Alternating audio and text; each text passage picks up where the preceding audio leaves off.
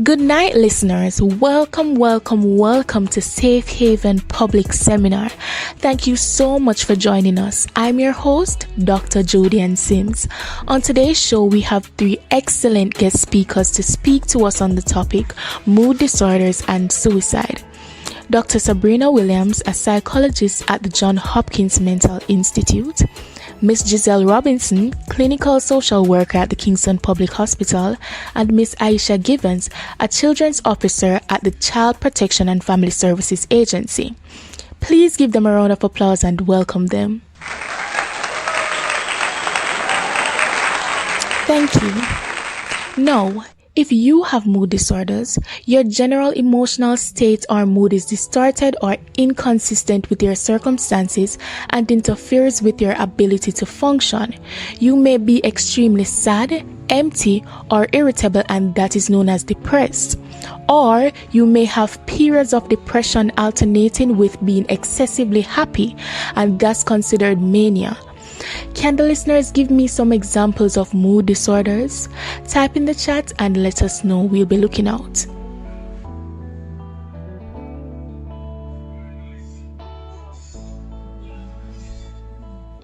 Now, our first presenter, Miss Williams, will give us some vital information on mood disorders.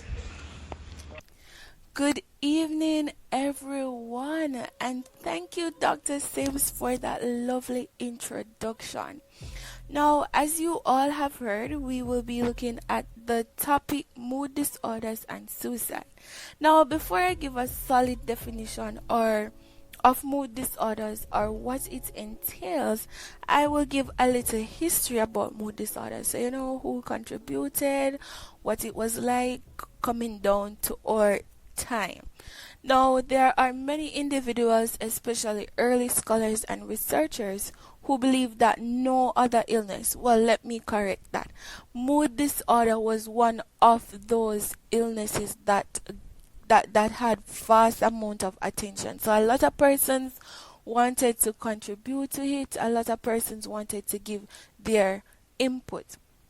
Now, the first person who believed was responsible for the existence of mood disorders was the Hippocrates.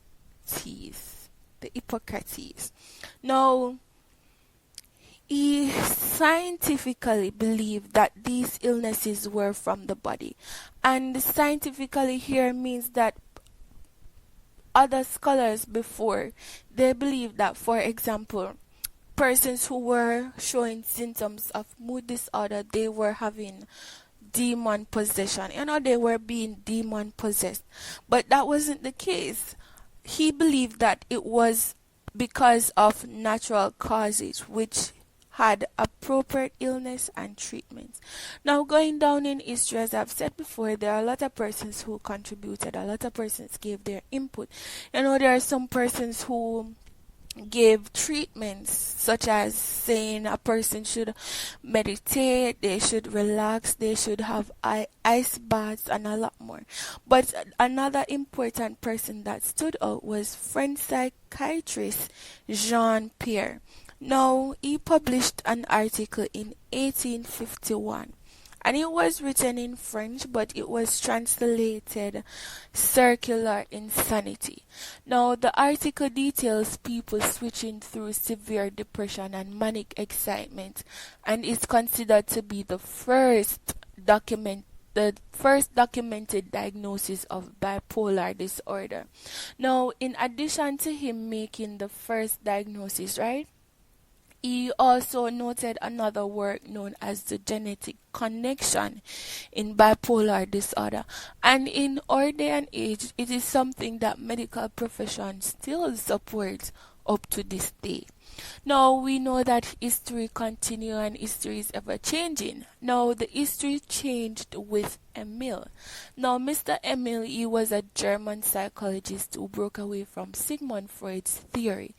And he believed that society and the suppression of desires played a large role in mental illness. Now, while he was doing his research and stuff, he recognized biological causes of mental illness. And he was the first person to seriously study the mental illness. Now, he also, while he was, putting in the work and stuff, he also had, he also had, he also he also worked and developed schizophrenia, and his classifications of mental disorders remains the basis used by professional associations today. Now, living in our time, we're wondering what mood disorder is. Now, a lot of person gets depressed from time to time. For example, somebody died, somebody met in an accident, your phone not working, the internet not working because we have class and we have to present, so it stresses us out. Now, a mood disorder, in order for a mood disorder to develop, one has to have more severe altercations in mood for longer periods. And these moods can therefore be maladaptive and often lead to serious problems. So serious problems in our relationships and even our work performances. So mood disorder, also known as mood affective disorders, are a group of clinical conditions that causes serious changes in moods, thinking, behavior, and which causes disruption to everyday activities. So for example, I was always a cheerful person, but since of lately me feel like say it no matter, and because and it no matter, I don't want to be in this world, or I'm worthless, or me just get sad.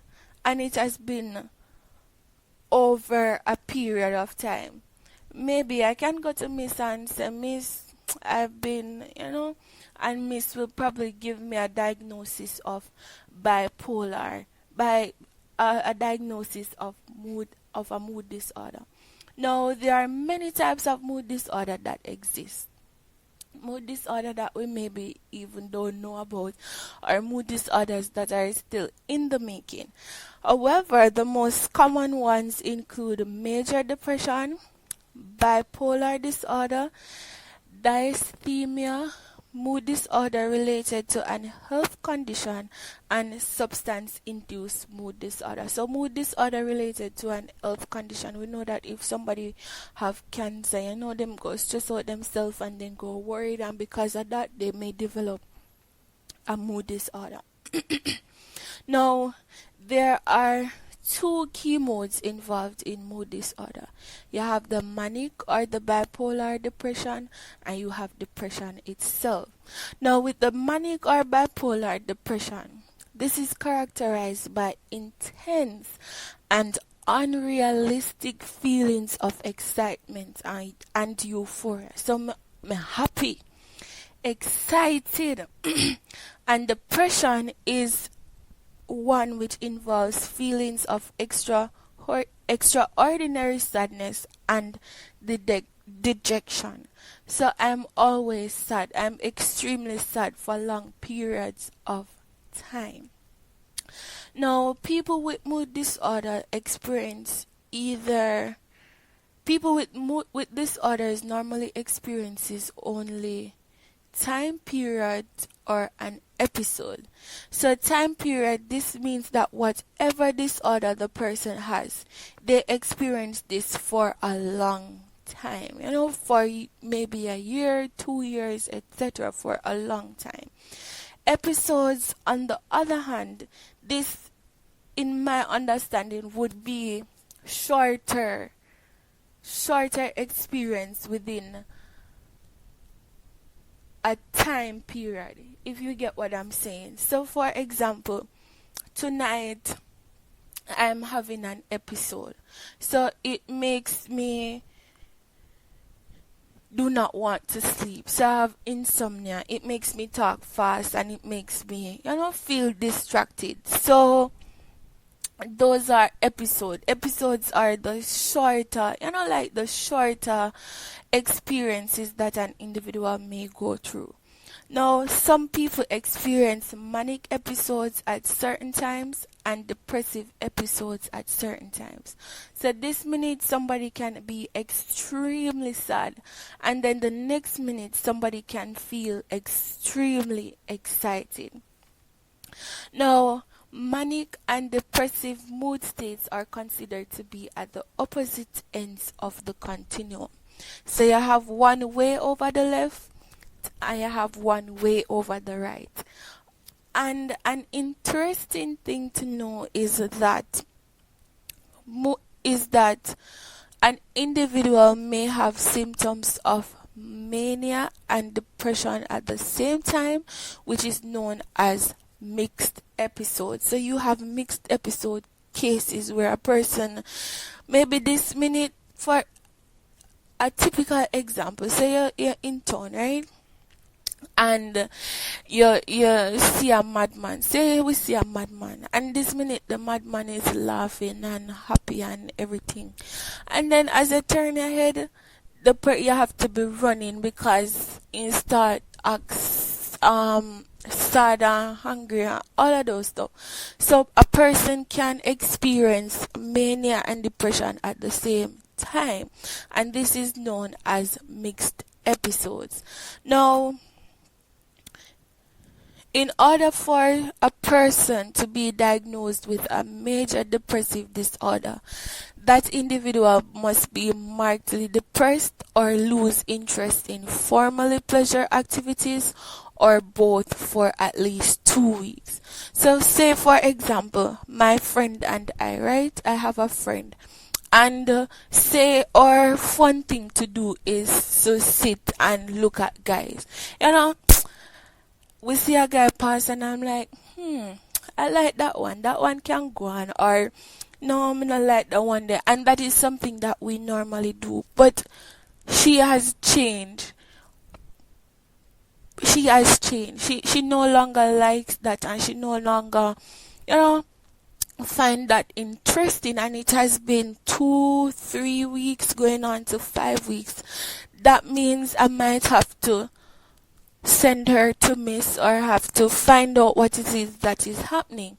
And Miss probably go do the diagnosis and tell her what is happening, etc., etc. Now, other things that a person can also look out for is changes in sleep or appetite, or even feelings of worthlessness, and it could be a case where it runs in the family. So this mood disorder illness runs in the family. Now, a professional classification system for mental disorders has its earlier roots in the 1950s from German psychiatrist Carl and others. This system was important to better understand and treat these conditions. And we know that the first written diagnosis, the DSM-5, the first book that was written was in 1952. So we know that the first diagnosis was made in 1952. Now, mood disorders are often discovered in later life years, such as teenage years or even in adult life. So this is so because children sometimes may not be able to express themselves how they feel effectively.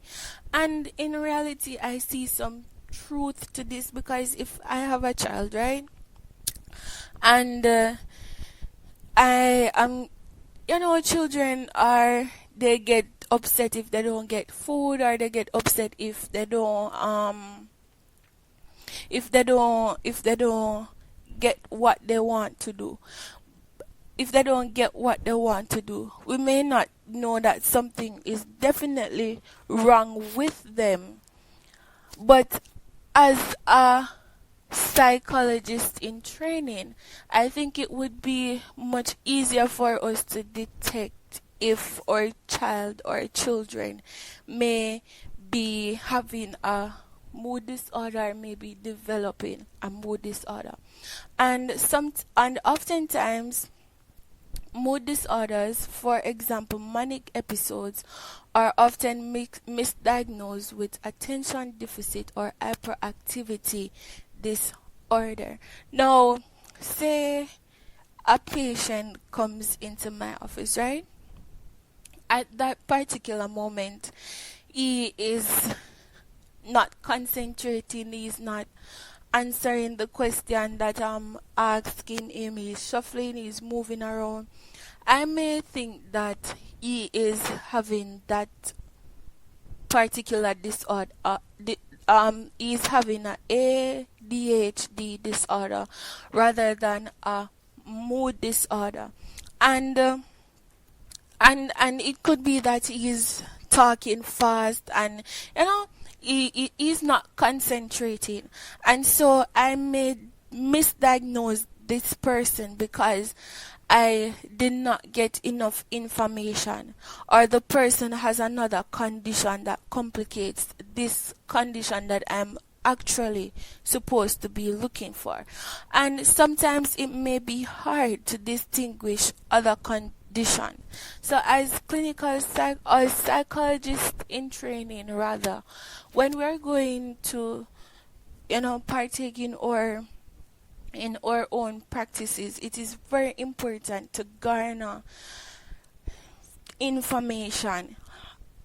Ask about if it's in the family, get information. And while I was reading this, I was like, that is why it is important to have like more than to diagnose somebody not in the first or second or maybe third session, but get enough time to see and understand and observe to effectively diagnose a person.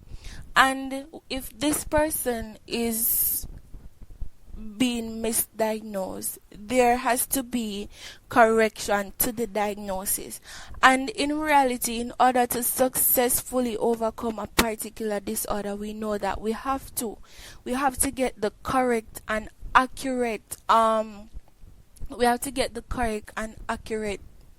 diagnosis for that particular mood disorder. So say the person had bipolar disorder, manic disorder rather, and I diagnosed him for ADHD. He's not going to get better. He's probably going to get worse, and that is how I may know that, oh my God, what I gave him was the incorrect diagnosis, and it may be corrected from there. So it is important to get information from the client, garner relevant and important information to prevent misdiagnosis. I will now hand over to my other colleague who will now talk about prevalence. Thank you so much, Miss Williams. Now, guys, listen to these interesting findings after my research. I wasn't able to get a general statistics on mood disorders, but in Jamaica, psychosis is responsible for 80% of the mental illness clinic visits nationwide. Guys, that is a lot. It was found that 3% of Jamaicans suffer from a depressive disorder, and most of these persons are women.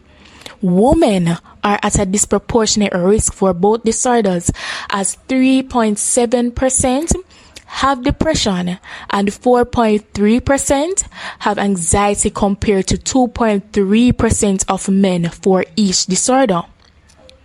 Now later on you'll find out why this is so, but for now, can you guess why women are responsible for more of these cases than men? Why are women more likely to have mood disorders? Why are women more likely to have mood disorders? I'd like to know. In Jamaica, 4% of Jamaicans suffer from anxiety, and this is more common among the working class people like you and me. 5.5% within the 35 to 39 age group suffer from anxiety. Now let us look at what could possibly cause these disorders in people. There are biological and psychological causal factors.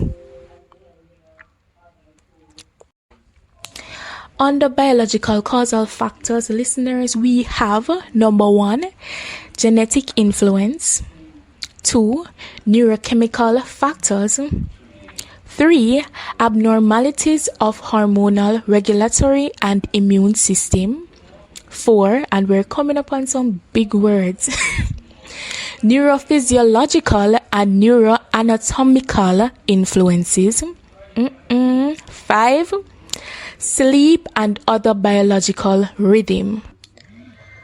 Now we're just going to go through them quickly.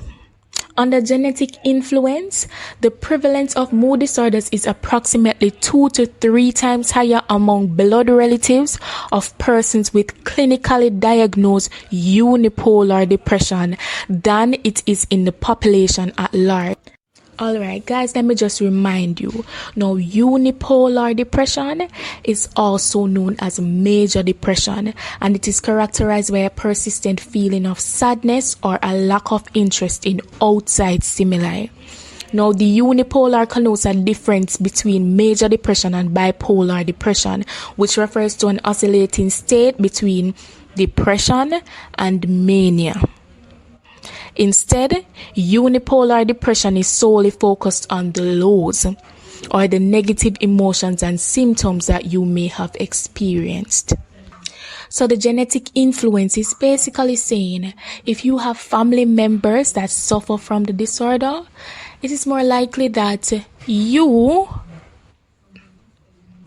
will suffer from the disorder as well. Number 2, neurochemical factors. The delicate balance of neurotransmitter substances that regulate and mediate the activity of the brain's nerve cells has received a great deal of attention.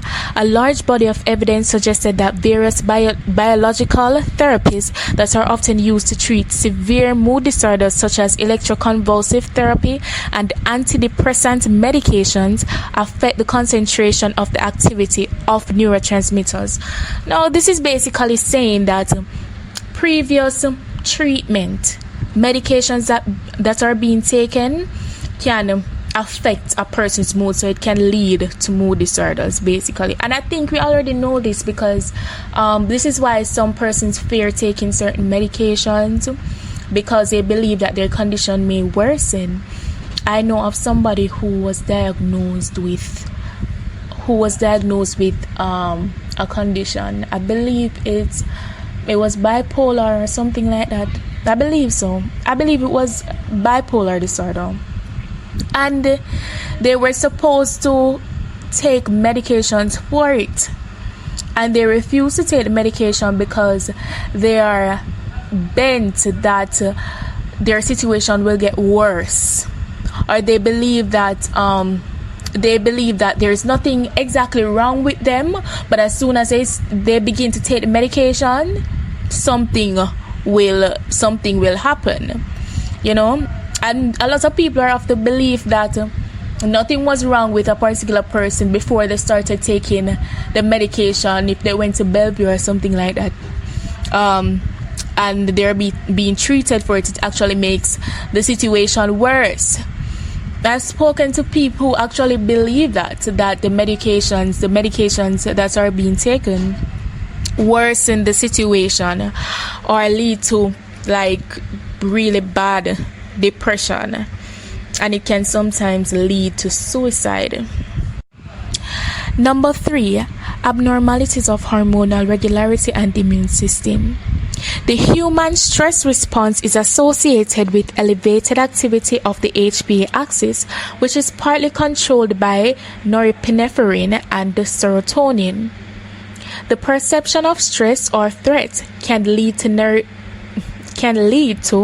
norepinephrine activity in the hypothalamus, causing the release of corticotrophin releasing hormone from the hypothalamus. This in turn triggers release of adrenocorticotropic hormone from the pituitary. The ACTH then typically travels through the blood to the adrenaline cortex of the adrenaline glands, where cortisol is released. Number 4. Neurophysiological and neuroanatomical influences. Guys, I hope you're following me.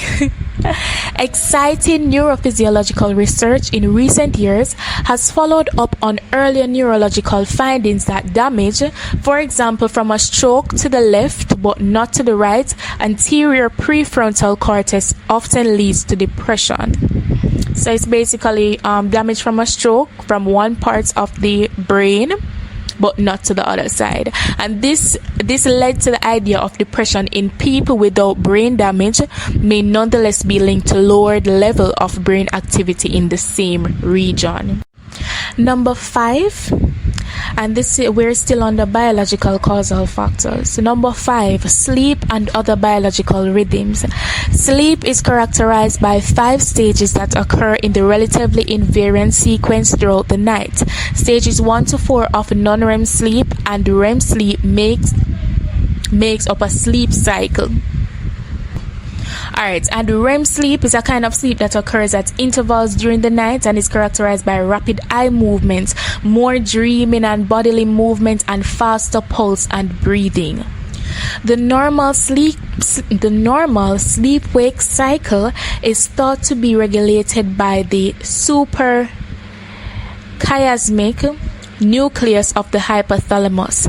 Patients who are depressed often show one or more of a variety of sleep problems, ranging from early morning awakening, periodic awakening during the night, which is poor sleep maintenance, and for some, difficulty falling asleep. Okay guys, we're at psychological factors now, and under this, we're at stressful life events. Let me give you some examples.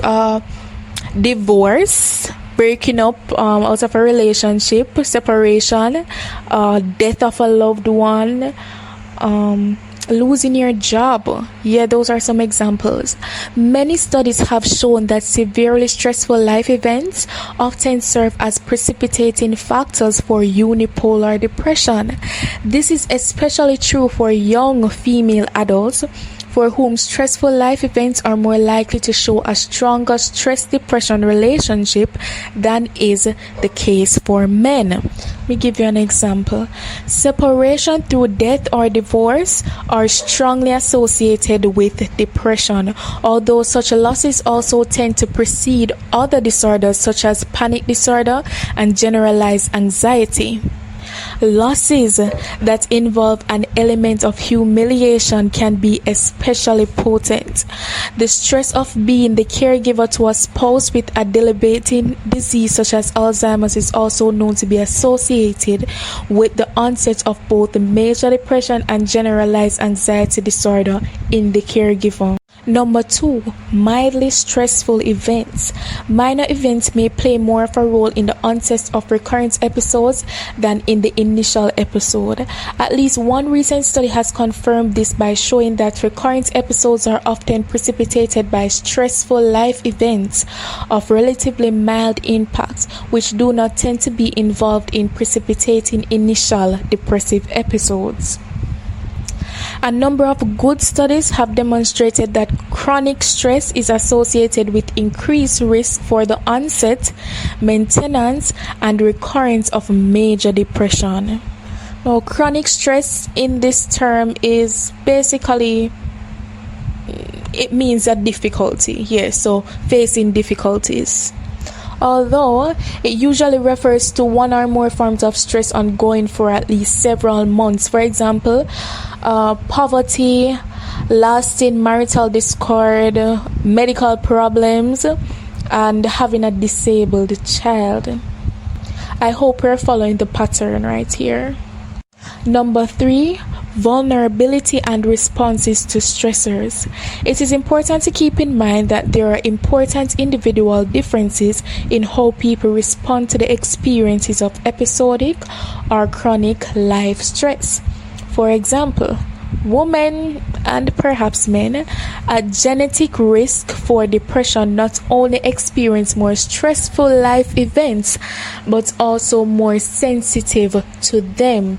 At the beginning of the presentation, when we looked at the prevalence, I was explaining that the mood disorders are more prevalent in women than men. And now we're going to find out why this is so. Alright, so the research basically explains that women are found to have gone through or go through more stressful life events than men. For example, pregnancy, miscarriage, menstrual cycle, and so forth. And then it also explains that it's the difference in hormones, the level of hormones, and the type of hormones that are found in the different sexes that could increase the vulnerability to mood disorders. Now we're going to move on to Miss Robinson, who will be telling us about the myths and prejudice about mood disorder. Hi everyone, thank you for having me here today. Before I go into the myths and prejudice of mood disorder, I'll be giving a riddle. So here goes. What did the curtain say to the mat? I'll repeat. What did the curtain say to the mat? Come on guys, type it in the chat. Whatever you think the answer is, you can just type it in the chat. Don't be moody now. It's just a fun exercise. Okay, so the answer for this riddle is don't look under me. So guys, don't look under the curtain or else it'll get moody and we don't want to diagnose the curtain, right? Okay, so here, let's start looking at the myths and prejudice of mood disorder. So with mood disorder, people often think that mood swings are always indicators of bipolar disorder. But that's not the case. The fact is, mood swings can happen as a part of several conditions and not be related to any illness at all. So a lot of times, it depends on the environment or the persons that you're with. Your mood just generally change. I'm sure that happens to you guys. I can so relate. The other one is creativity and mood disorders go hand in hand. Now, who thinks that creativity and mood disorders go hand in hand? The fact is, many creative people do not have mood disorders, and having a mood disorder does not necessarily lead to one being creative. It's just, you're not in the mood to do something today, so it doesn't have anything to do with your creativity. The third one is only adults suffer from mood disorder. Come on now, not only adults are human beings, right? Not only adults are human beings. The fact is, children and teenagers can struggle with mood disorders as well as adults. Yeah, which is right, because we are all human beings. Not only adults alone can suffer from mood disorder. Even children get moody sometimes. They don't even want to talk. They don't even want to eat, right? Yeah. The fourth one is mood disorders are a sign of weakness. Who thinks that? Who thinks like that? Because I'm moody this morning, then I have a disorder? Oh no. Or a weakness? No. Sometimes your mood gets you stronger, right? What doesn't break you or what breaks you sometimes make you stronger because it encourages you to do things better next time, right? Yes, so it's not a sign of weakness. So the fact is, mood disorders are real diseases, not having nothing to do with strength or weakness. Exactly. So someone telling you that because you're moody this morning, you're weak, you won't be able to do that activity that you're supposed to do, that's a myth. The fifth one is people who come from a happy family don't develop mood disorder. What? What do you guys have to say about that one? People who come from happy families don't develop mood disorders.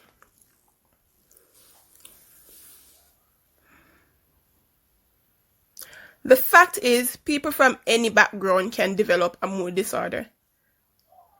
And I totally agree with that. It doesn't matter your race, your age, your gender, or your family background. Once you're moody, you're just moody.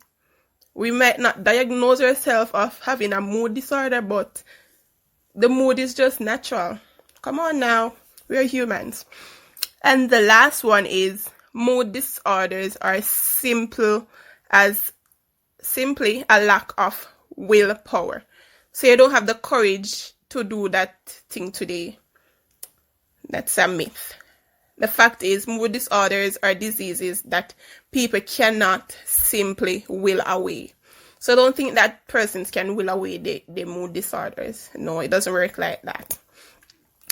So, I think we have some recordings. We will be sharing the recording of what persons in Jamaica think about the mood disorders. Yeah.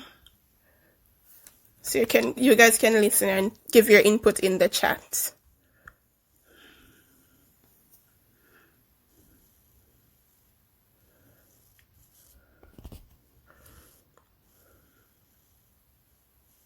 So, moving right along, we'll be looking at the symptoms of mood disorder. So, some symptoms of mood disorders are irritability, aggression, and hostility. So sometimes someone gets very aggressive or angry. Like maybe somebody touch your things and you did not want them to touch it. Then you become very aggressive, towards that person. They might be wondering what did they do because they just touch your slippers or touch your bag or something. But because you're moody, then you get very upset. That happens sometimes when for females when they're about to see their monthly cycles. Next one is an ongoing sad and empty or anxious mood. So 12 o'clock today, you just felt sad or empty, feeling alone, like, oh, I'm alone. I'm the only person in the room thinking about this. It's just me alone. I just feel so empty. You don't even want to eat. You feel so empty. Your desires are all gone. You're just sad. Maybe you think about something from the past that had happened, and it just left you there, so you no longer want to communicate with anybody. You're just empty. You can't relate to people that much. Changes in appetite or weight. So sometimes because you're moody, then you tend not to want to have anything to eat, and once you don't eat, then you're going to lose weight, right? The other one is changes in sleep patterns. So you probably might used to go to bed 7 or 8 o'clock in the night. Maybe you go like 11, 12, or your sleep pattern changes, so you wake up like every hour, so forth. The last one for mood disorder is difficulty concentrating. So your head is all over the place. You cannot concentrate as effectively as you were concentrating like a week or a day ago or so forth. So yes, that those are some of the symptoms of mood disorder. I'll be looking at symptoms of bipolar disorder. So manic episode and hypermanic episode symptoms are similar. These symptoms are decreased need for sleep, which I spoke about earlier. More talkative, the person can be more talkative than usual, or pressure to keep talking, increase in goal-directed activity or psychomotor agitation, excessive involvement in activities that are high potential for painful consequences.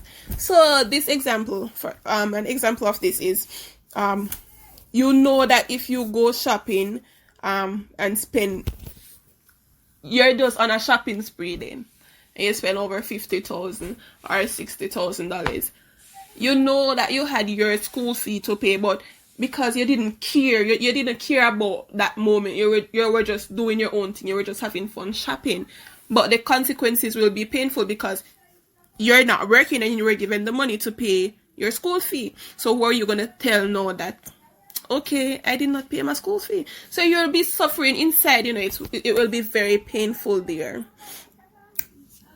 The other symptoms is symptoms of major depressive disorder. So these are all symptoms of mood disorders being broken down into having to look at the bipolar disorder and the major depressive disorder, and the last one, premenstruational dysphoric disorder. Dysphoric. So back to symptoms of major depressive disorder. Depressed mood of the day nearly every day. So you're moody every day of the week. That's a major depressive disorder. Significant weight loss when dealing, or weight gain or decrease or increase in appetite nearly every day. So maybe every day you lose a pound. Yes, so it affects your sleep and it gets you fatigue, loss of energy nearly every day. So with the major depressive disorder, it affects you every day or nearly every day. And the one that I really took out to look on was the symptoms of premenstruational dysphoric disorder, because we have a lot of females in the audience, so I wanted to break this down. Yes, because I know a lot of persons would relate to these activities or these symptoms that the premenstruational dysphoric disorder states. Remember, guys, do not diagnose yourself, because we need a professional to do that. So these are just the symptoms, but please do not diagnose, okay? All right, here goes. Decreased in interest in usual activities. So when your premenstrual is acting, is there on, you no longer have the interest to do the stuff that you normally do, and sometimes you're wondering why, but maybe you're not picking up that, oh, it's that time of the month, right? Subjective difficulty in concentration. So you're just all about the place. You cannot concentrate as you'd want to. You're just there. Maybe you just go sleep, or you block yourself all out from everybody, right? A sense of being overwhelmed or out of control. Man, you get very angry. You just, maybe if you see a fly pass, maybe you slap the fly too hard or something, because you just do not want to see anybody. You just do not want to see anything. So you're just all out of control. The physical symptoms, which is the last point, are breast tenderness or swelling, joint or muscle pain, a sensation of bloating or weight gain. Now, all of us female can relate to that, right? To the breast tenderness, the muscle pain. Sometimes those pain are so terrible, right, guys? Right, girls? Sorry, right, girls? Yes, they are very painful at times. But those are the symptoms of of premenstruational dysphoric disorder. So I've looked at the myths and prejudice of mood disorder, symptoms of mood disorder, which include common disorders such as the bipolar disorder, the major depressive disorder, and pre-menstruational dysphoric disorder. So thank you guys for listening. Thank you. Okay, so now that you've heard the history and how mood disorders are being diagnosed, I am Dr. Givens, who will now talk about the treatments of mood disorders. So due to the interest of time, I will not be able to go through everything, but the PowerPoint is available for everyone to follow through. So many patients who suffer from mood disorders, especially unipolar disorders, never seek treatment. And unipolar disorder is a persistent feeling of sadness or a lack of interest in an outside stimuli, or in a case in which a person experiences only depressive episodes. So even without formal treatment, the great majority of individuals with mania and depression will recover within less than a year. However, given the huge amount of personal suffering and lost productivity that these individuals endure, and given the wide variety of treatments that are available today, more and more people who experience these disorders are seeking treatment. There was a rapid increase in the treatment of depression from the year 1987 to 1997, and there has been a modest increase since 1998. Increasingly, between 1998 and 2007, there was a decline in the reported use of psychotherapy, although the use of antidepressant medication remains stable. Now for psychotherapy. Antidepressant, mood stabilizing, and antipsychotic drugs are all used in the treatment of unipolar and bipolar disorders.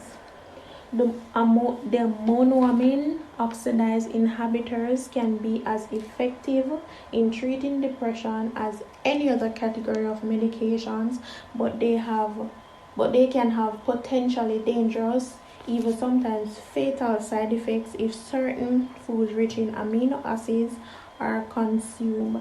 And this is foods such as salami, and salami is a sausage-like food that is made from beef or pork, and a drink could be red wine or beer.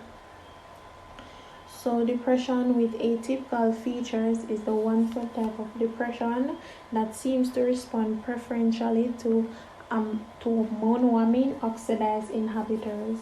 For most moderately to seriously depressed patients, including those with dysthymia, if I pronounce that word correctly, and dysthymia is a persistent mild depression. To continue, the drug treatment of trials since the early 1960s until about 1990 was one of the standard antidepressants, and this is called tricyclic. This is a tricyclic depressant because of their chemical structure. The efficiency of tricyclics is significantly reducing depressive symptoms has been demonstrated in hundreds of studies where the response of depressed patients was given these drugs, and they were compared with the response of patients who have been given a placebo. So a study was done to show the efficacy of tricyclics, and about 50% show what is considered clinically significant improvement, and many of these patients still have significant residual depressive symptoms. So fortunately, about 50% of those who did not respond to an initial of medication will show a clinically significant response when switched to a different antidepressant, or even a combination of a combination of medications. So to add to this, some side effects of the tricyclic are you could have constipation, sexual dysfunctions, could include dry mouth or even weight in your gaining in weight. So in addition to this, because these drugs are highly toxic when taken in large dose, there is some risk of prescribing them for suicidal patients. Yes, I'm going to read that again. In addition, because these drugs are highly toxic when taken in large doses, there is some risk of prescribing them for suicidal patients who might use them for an overdose. Primarily because of these side effects of toxicity, the tricyclic of tricyclics, physicians have increasingly chosen to prescribe one of the antidepressants from the selective serotonin reuptake inhibitors category, and the serotonin reuptake inhibitor tend to have many fewer side effects and is better tolerated by patients, as well as less toxic in large doses. So to continue, I'm now going to look at lithium and other mood stabilizing drugs. So for the lithium therapy, it has now become more widely used for a mood stabilizer in the treatment of both depressive and manic episodes of bipolar disorder. And the term mood stabilizer is often used to describe lithium and related drugs because they have both anti-manic and antidepressant effects. That is, they exert mood stabilizing effects in either direction. Lithium therapy can have some unpleasant side effects, and long-term use of lithium is occasionally associated with kidney malfunction and sometimes permanent kidney damage, although end-stage renal disease seems to be very rare consequences of long-term lithium treatment. Some side effects could include weight gain again, decrease motor coordination, and gastrointestinal difficulties. In the past several decades, evidence has emerged for the usefulness of another category of drugs known as anticonvulsants in the treatment of bipolar disorder. And these drugs are often effective in patients who do not respond well to lithium or who develop unacceptable side effects from those lithium. Moving on to alternative biological factors. In addition to the use of psychotherapy, there are several other biological oriented approaches in the treatment of mood disorders, and these are electroconvulsive therapy. Sorry guys for my pronunciation. So that's one form of alternative biological treatment. You have the transcranial magnetic stimulation, you have the deep brain stimulation, and there's also the bright light therapy. So for the first type of therapy, this is often used with severely depressed patients, especially among the elderly, who may present an immediate and serious suicidal risk, including those with psychotic or melanic features. It is also used for patients who cannot take antidepressant medication or who otherwise have a kind of resistance to those types of medications.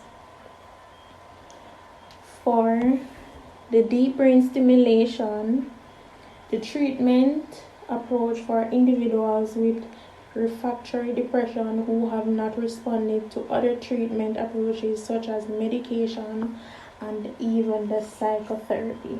And for the bright light therapy, this is used in the treatment of seasonal affective disorder, which is now shown to be effective in non-seasonal depressions as well. Moving on to psychotherapy. So there are several forms of specialized psychotherapy developed into the 1970s that have proved effective in the treatment of unipolar depression, and magnitude of improvement of the best of these is approximately equivalent to that observed with medications. So you have the cognitive behavioral therapy, you have the behavioral activation therapy, you have the interpersonal therapy, and you also have family and marital therapy. So for the cognitive behavioral therapy, one of the two best known psychotherapies for unipolar depression with documented effectiveness is cognitive behavioral therapy, also known as the cognitive therapy. So this is a relatively brief form of treatment, usually I think it's 10 to 20 sessions that focuses on the here and now situations, the here and now problems, rather than more remote casual issues that psychodynamic psychotherapy often address. It also consists of highly structured, systematic attempts to teach people with unipolar depression to evaluate systematically their dysfunction beliefs and negative automatic thoughts. And during my reading, I also found out that another variant on cognitive therapy is called mindfulness-based cognitive therapy, which is used to deal with people having highly recurrent depression. With this being said, negative thinking patterns activated when these persons are often in depressed mood. This group of treatment involves training in mindfulness meditation techniques aimed at developing patients' awareness of their unwanted thoughts, feelings, and sensations, so that they no longer automatically try to avoid them, but rather to learn to accept them for what they are. For the interpersonal therapy, so even though it is not widely available, so having done my reading, I found out that this type of therapy is not widely available, and the studies that have been completed show strong support of effectiveness for treating unipolar depression. This type of therapy focuses on current relationship issues, trying to help persons to understand and change their maladaptive interaction patterns. And this type of therapy is useful for long-term follow-up for individuals with severe recurrent unipolar depression. And in this new treatment called the interpersonal and social rhyme therapy, patients are taught to recognize the effect of interpersonal events on their social rhymes and regularize these rhymes. Now for the family marital therapy. This is for married people who have unipolar depression and marital discord. Marital therapy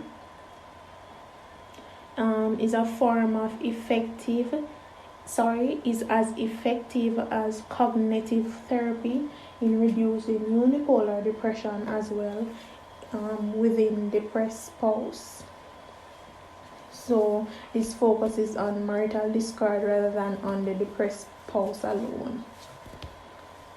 And marital therapy also has the further advantage of producing greater increase in marital satisfaction than cognitive therapy. So some protective factors that I have found include positive family functioning, social support, community support, and physical activity. So positive family functioning, you know that a healthy family environment is very important in the recovery process for a person with mood disorders. And a protective family factor include positive parent and family relationships, and as well as kinship care. The others are, however, self-explanatory. We know God to be the supreme being, the creator and the principal object of faith. So whenever we're going through a phase of mood disorder, or if you know someone suffering from mood disorder, always remember 1 Peter 5 verse 6 to 7, and it reads, "Humble yourself therefore under the mighty hand of God, that he may exalt you in due time, casting all your care upon him, for he careth for you." And another Bible verse is taken from Psalms 55 verse 22, and it reads, "Cast thy burden upon the Lord, and he shall sustain thee. He shall never suffer the righteousness to be moved." So always have those Bible verses in mind, as for one suffering from mood disorder, you can always remember that God is with you.